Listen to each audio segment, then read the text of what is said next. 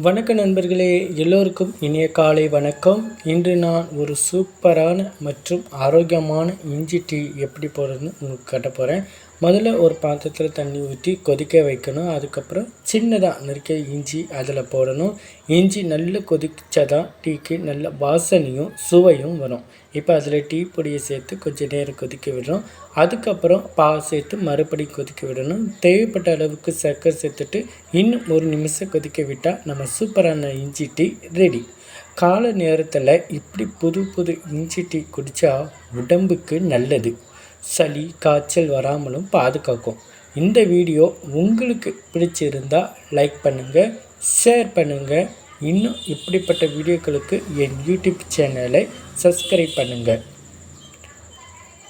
காலையிலே டீ குடிப்பது எவ்வளோ அதான் புதிர்ச்சியான இருக்குன்னு நீங்கள் எதிர்பார்க்குறீங்க. இந்த அழகான நேரத்தில் ஒரு அழகான உங்களுடன் நான் ஷேர் பண்ணுறதுல ரொம்ப சந்தோஷம் தருது.